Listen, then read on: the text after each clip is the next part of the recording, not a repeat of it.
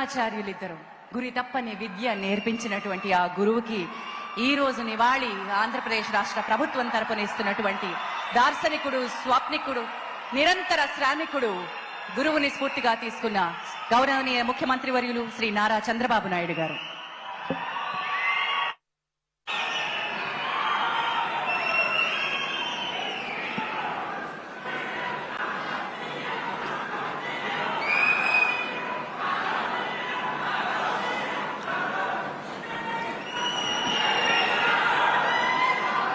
Okay అమ్మా, okay తమ్ముళ్ళు.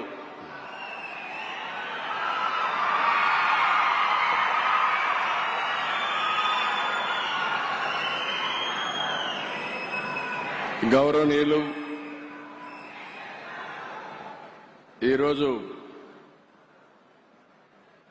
అక్షర శిఖరం రామోజీరావు గారి యొక్క సంతాప సభకు ఇచ్చేసినటువంటి ప్రజలందరికీ పేరు పేరున మనస్ఫూర్తిగా నమస్కారాలు, అభినందనలు, శుభాభినందనలు. గౌరవనీయులు కిరణ్ గారు, అదే సమయంలో వారి సతీమణి శైలజ గారు, అదే మాదిరిగా కుటుంబ సభ్యులైనటువంటి విజయ్ గారు, ఇంకొక పక్కన పిల్లలందరూ ఇక్కడే ఉన్నారు. రామోజీరావు గారి కుటుంబ సభ్యులందరికీ ఉప ముఖ్యమంత్రి మిత్రులు పవన్ కళ్యాణ్ గారు, అదే సమయంలో former editor in chief Hindu, పేరు చెప్పంగానే అందరూ గుర్తుపట్టగలుగుతారు, ఎప్పుడో పోరాటాలు చేసిన రామ్ గారికి, ఎడిటర్ రాజస్థాన్ పత్రిక గులాబ్ కొతారి గారు, ఇకపోతే ఈ కార్యక్రమానికి ఇచ్చేసినటువంటి నా సహచర మంత్రివర్గ సభ్యులందరికీ, సినిమా ఇండస్ట్రీ వచ్చారు, శ్రీమతి జయసుధ గారు, రాజమౌళి గారు, రాఘవేంద్రరావు గారు, మురళీమోహన్ గారు, అదే మరి మ్యూజిక్ డైరెక్టర్ అయినటువంటి కీరవాణి గారు, శ్యామ్ ప్రసాద్ రెడ్డి గారు, అశ్విని దత్ గారు, కేఎల్ నారాయణ గారు, సురేష్ గారు, గౌరవ శాసనసభ్యులు, ఇంకొక పక్కన ఈరోజు కృష్ణా ఎల్లా గారు ఇక్కడ ఉన్నారు. అంటే మొన్న కోవిడ్లో ఆయన తయారు చేసిన వ్యాక్సిన్ ఎవ్వరూ మర్చిపోలేము. అలాంటి కృష్ణ ఎల్లా గారు, పత్రికా విలేకరులకు అందరికీ నమస్కారాలు. ఈరోజు మనందరం కూడా ఇంత మునుపు చాలా మంది మిత్రులు మాట్లాడారు. ఎంతో చేసిన రామోజీరావు గారికి సమాజం ఈ విధంగా గ్రాటిట్యూడ్ చెప్పగలుగుతామో, ఆయన చనిపోయిన తర్వాత ఈ సంస్కరణ సభలో మనం అందరం ఇక్కడికి సమావేశం అయ్యాం.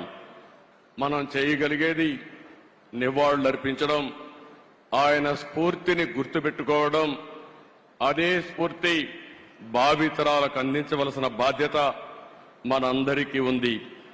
రామోజీరావు గారిని చూస్తే ఇదే జిల్లా, ఇదే ప్రాంతంలో పుట్టారు. పెదపారపూడి, ఒక చిన్న గ్రామం, మామూలు కుటుంబం.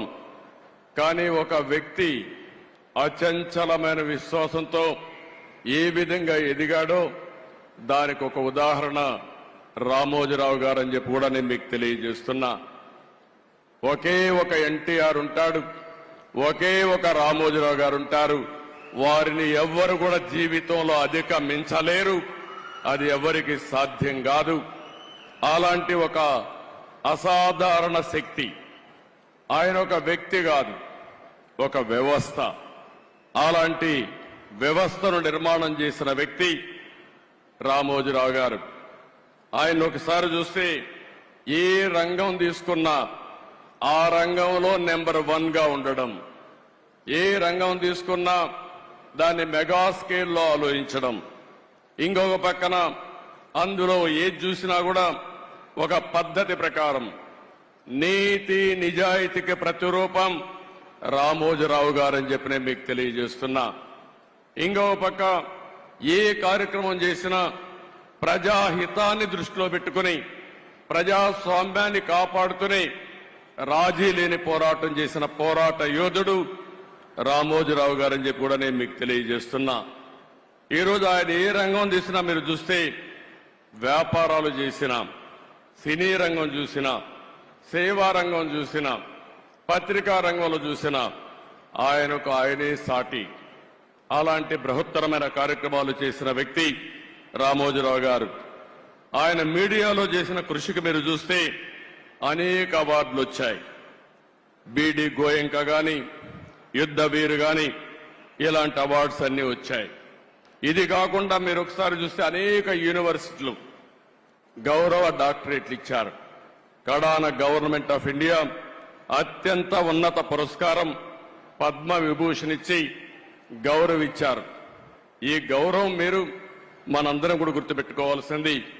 ఆయన చేసిన సేవలను గుర్తుపెట్టుకుని, సమాజానికి ఆయన చేసిన కాంట్రిబ్యూషన్ గుర్తుపెట్టుకుని ఈ అవార్డ్స్ వచ్చాయని చెప్పి కూడా నేను మీకు తెలియజేస్తున్నాను. ఇంకొక పక్క ఇప్పటికి మనం చూస్తే 1962లో మొట్టమొదటిసారిగా మార్గదర్శిని పెట్టాడు.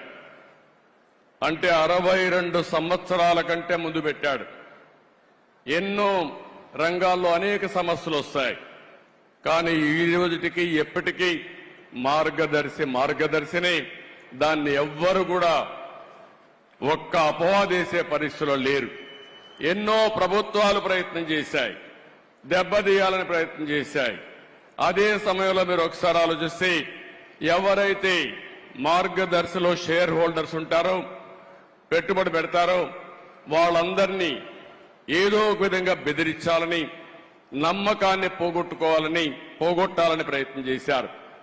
కానీ ఎన్ని క్రైసిస్ వచ్చినా మొత్తం షేర్ హోల్డర్స్ అంతా, పెట్టుబడి పెట్టిన ప్రతి ఒక్క వ్యక్తి రామోజీరావు గారితో ఉన్నారంటే అది ఆయన సాధించిన విశ్వాసం, ఆయన క్రెడిబిలిటీ. ఆ విషయాన్ని మనం గుర్తుపెట్టుకోవాల్సిన అవసరం ఉంది. రెండోది, ఆయన వ్యాపారం కోసం ఆలోచించలేదు, సమాజం కోసం ఆలోచించాడు. అందుకే 1969లో అన్నదాత పేపర్ తీసుకొచ్చాడు.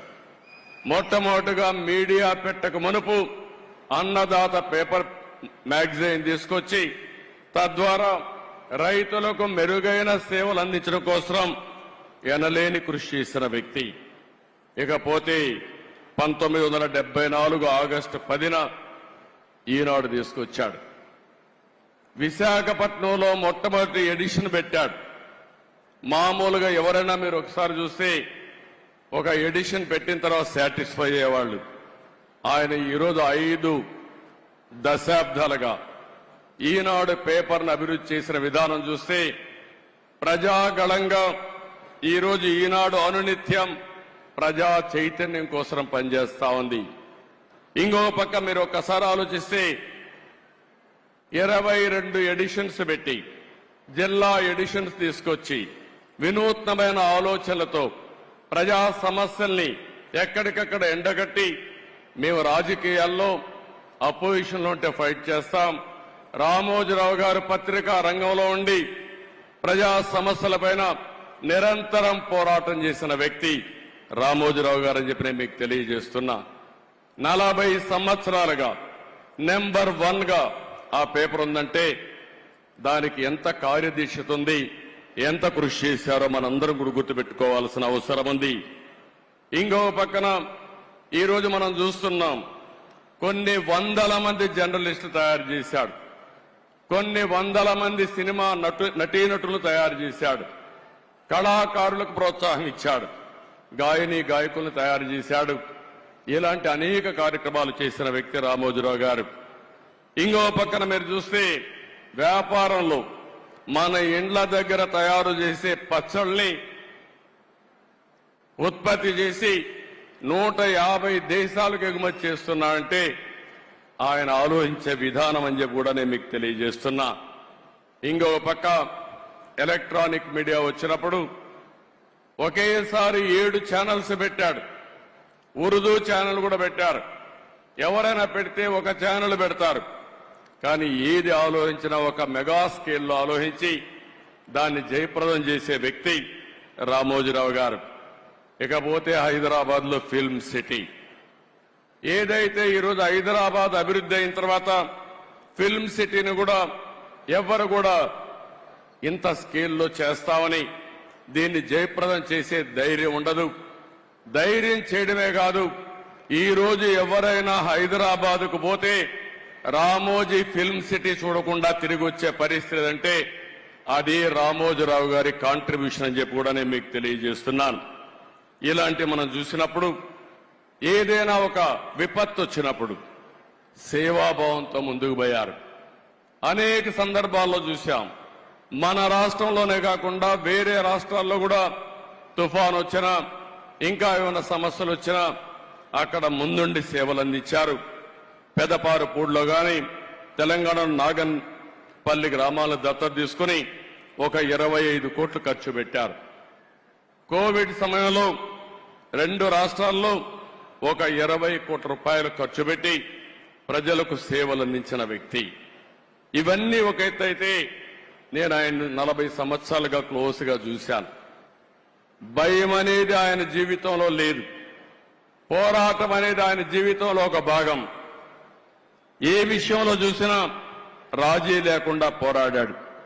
మీడియాను పెట్టుకుని చాలా మంది ఒకసారి ఆలోచిస్తే ఎవరికైనా రాజకీయాల్లో ఉండే మాకు కానీ, పత్రికలు రన్ చేసే పత్రికలు కానీ, మీడియా రన్ చేసే వ్యక్తులకు కానీ, సినిమాలకు కానీ ఎప్పుడు కూడా క్రెడిబిలిటీ ఒకటి ఉంటుంది, విశ్వసనీయత ఒకటి ఉంటుంది. అందుకే ఎన్టీ రామారావు గారు తెలుగు జాతి ఉన్నంత వరకు నెంబర్ 1 గా ఎట్టుంటారో ఈ రాష్ట్రానికి సేవలు అందించిన వ్యక్తిగా తెలుగు జాతి శాశ్వతంగా గుర్తుపెట్టుకునే వ్యక్తి రామోజీరావు గారు అని చెప్పి నేను మీకు తెలియజేస్తున్నా. ఈ రోజు ఇంకొక పక్కన మీరు ఆలోచిస్తే ఎక్కడికక్కడ రేటింగుల కోసం పోరాడే రోజులు, మ్యానిపులేషన్ చేస్తూ అధికార పార్టీ ఏ పార్టీ ఉంటే ఆ పార్టీ దగ్గరికి పోయి పనులు చేసుకునే రోజుల్లో నేను చూశాను ఆయన్ని. నేను పర్సనల్ గా వ్యక్తిగతంగా ఆయనతో పరిచయం ఉంది. నా జీవితంలో నాకు ఒక్క పని, ఈ ఐఏఎస్ ఆఫీసర్ని ట్రాన్స్ఫర్ చేయమనో, ఈ వ్యక్తికి మంత్రి పదవి ఇవ్వమనో, ఈ వ్యక్తికి ఎమ్మెల్యే ఇవ్వమనో ఎక్కడా చెప్పలేదంటే అది రామోజీరావు గారి యొక్క నీతి, నిజాయితీ. విలువల కోసం బ్రతికాడు, ప్రజల కోసం పోరాటాలు చేశాడు. ఎప్పటికప్పుడు ప్రజాస్వామ్యం అపహాస్యమైనప్పుడు నా వంతు బాధ్యతగా నేనున్నానని ముందుకొచ్చి పోరాటం చేసిన వ్యక్తి రామోజీరావు గారు అని చెప్పి నేను మీకు తెలియజేస్తున్నా. చాలా మంది పదవులుంటే సేవ చేస్తాం అనుకుంటాం. రామోజీరావు గారు ఎప్పుడు కూడా పదవులు కాదు, ప్రజా చైతన్యంతో ప్రజలకు మేలైన పరిపాలన ఇచ్చి మేలైనటువంటి సేవలు అందిస్తామని నిరూపించిన వ్యక్తి. 82లో మనం చూశాం. ఎన్టీ రామారావు గారు పార్టీ పెట్టే సమయంలో మీరు ఒక్కసారి ఆలోచిస్తే అప్పటి వరకు కాంగ్రెస్ పార్టీకి ప్రత్యామ్నాయమే లేదు. ఒక ప్రత్యామ్నాయం కావాలని ఆలోచించి 9 నెలల్లో ఎన్టీ రామారావు గారు అధికారంలోకి వచ్చారంటే అందులో ప్రముఖ పాత్ర రామోజీరావు గారికి ఉందని చెప్పి కూడా నేను మీకు తెలియజేస్తున్నా. అక్కడి నుంచి ఆగస్టు క్రైసిస్ వస్తే ఆ రోజు కూడా ప్రజాస్వామ్యాన్ని కాపాడడం కోసం రాజీ లేని పోరాటం చేశాడు. ఇలాంటి పోరాటాలు చేసి ఓసారి అనిపిస్తుంది మనందరికీ, ప్రజాస్వామ్యంలో పత్రికలకు స్వేచ్ఛ ఉంది. 4th ఎస్టేట్ అని మనం అందరం మాట్లాడుతున్నాం. శాసనసభ, చట్టసభలు, అదే సమయంలో కార్యనిర్వాహక వర్గం, ఐఏఎస్ ఆఫీసర్లు, ఆ తర్వాత ఎక్కడికక్కడ జ్యుడిషియరీ, ఇంకో పక్కన పత్రిక, మీడియా 4th ఎస్టేట్ గా ఉంటుంది. ఒకసారి ఇదే మారిగా ఆయన వార్తలు రాస్తే కంటెంప్ట్ ఇచ్చి కౌన్సిల్ ఆయన రప్పించాలంటే పోరాడి తల ఒగ్గకుండా సుప్రీంకోర్టు వరకు పోయి ఆయన చేసింది రైట్ అని నిరూపించిన వ్యక్తి రామోజీరావు గారు అని చెప్పి నేను మీకు తెలియజేస్తున్నా. ఇంకో పక్క మార్గదర్శి పైన ఎన్నో కేసులు పెట్టారు, ఎన్నో విధాలుగా హింసించారు.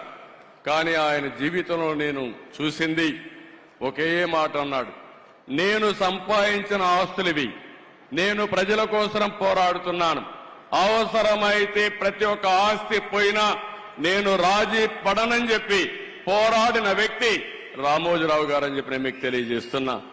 చాలా మంది భయపడిపోతాం, కానీ ఆ భయం అనేది తెలియని వ్యక్తి 86 సంవత్సరాల వయసులో